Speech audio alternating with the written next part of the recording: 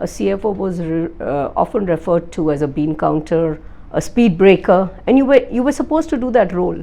And I remember in one of my earlier organizations, I was told, CFOs are not supposed to have friends in an organization.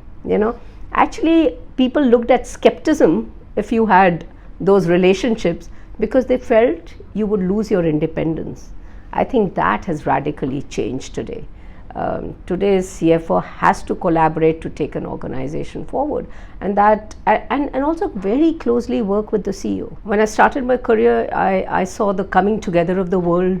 It was all about outsourcing, but today, if you look at it, we are back to where we started, where there are turf wars, trade barriers, and I think in this complex environment, a CFO is required to do a lot more than what they were doing earlier.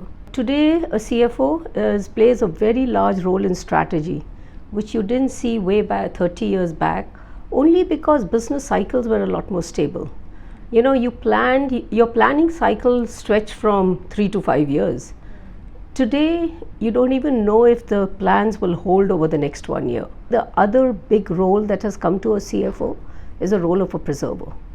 You have to ensure that the reputation of the organization is preserved, that all the data is preserved. And that's primarily because how fast technology is changing. Access to data is so much more easier. I think the third very important role is the stewardship role. To be able to steer the organization, the role of, managing stakeholders, managing investors. Today, I think more importantly, whether it is a chairperson of an audit committee or the board, looks for a reassurance or assurance towards a CFO. I think a very important role is the role of a disruptor. And I often say that today CFO is the harbinger of change.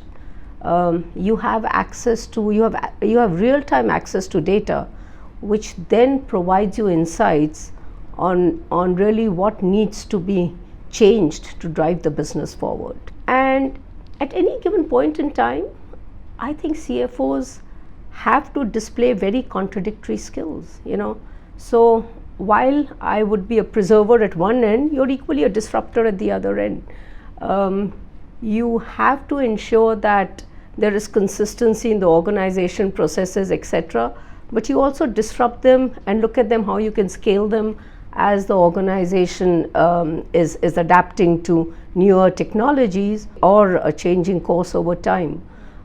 Again, CFOs were really not known to be people who were experimenting, but I think the new age CFO has to experiment, has to embrace technology, and yet, provide that constant direction to the organization. So I think it's a lot more of a balancing act that a CFO needs to do, and that is why I often say we are the new age trapeze artists.